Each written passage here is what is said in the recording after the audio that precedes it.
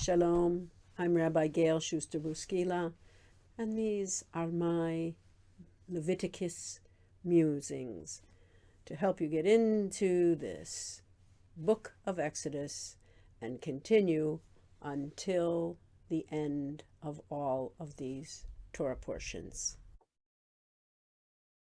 Okay, this is True Confessions. I am not a great fan of Leviticus in any way, shape, or form.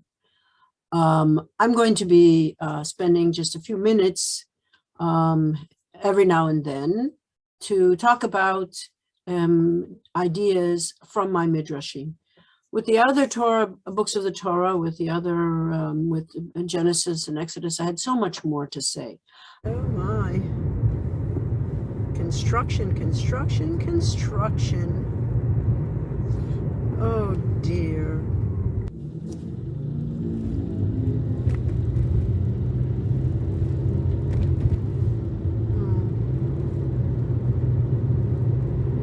Traffic is better, but the construction, just terrific. Oh, spoke too soon. Here's the traffic sitting in my way. I have likened my first one to Roadwork. I know that sounds mean, but I really do. That's really why I felt the need to put that video up there. And it's sort of like, if you're interested in the subject, you should read it. But if you're not interested, maybe it's not necessary. I've called this Midrash Vayikra the instruction manual. And I quoted myself this time saying, no, it isn't the most uplifting book in the Bible. What can you do?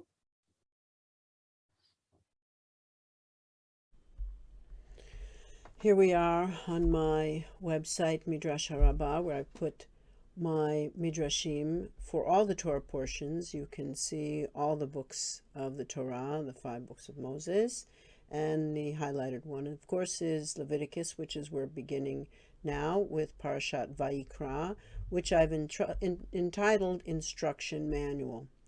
There are a couple of things here that are highlighted, and you can find information about those things by clicking on the links and going to glossary and notes. And if you're interested in the theological aspect, because we do talk about God quite a bit here, I also have a web page where which is linked here, dealing with theology. I highly recommend also for those people that want to read the entire Torah portion. Okay, I have read the whole Book of Leviticus too, more than once, and here it is, the Safaria website, which I've shown you before, has Hebrew and English put side by side, and it is quite a good way to begin. I'm going to begin with my translation of Leviticus 1, verse 1 and 2.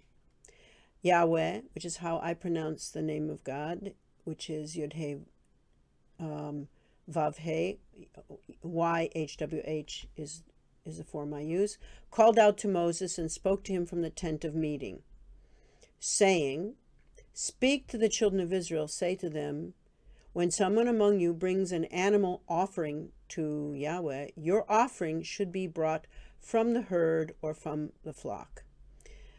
I'm no longer part of an agrarian society, and I don't have any herds or flocks. And so these things are even more foreign to me than one might have imagined. My Midrash begins here. The long and boring, irrelevant and antiquated road work. No alternatives, just miles to go, sitting in traffic, inching along at night with no way out. What if we were all given the set of road maintenance regulations to read as we entered the construction area? What if we came upon the area suddenly, our car audio system switched over to those rules being chanted in slow staccato.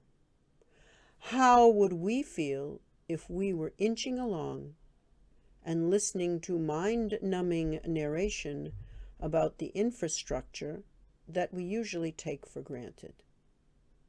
No reason to know those rules unless it is your profession. This midrash goes on. I will leave a link to it in the under this video. I've tried to connect to Sefer Vayikra, and I hope that my ideas in some way help you to do the same. Shabbat Shalom.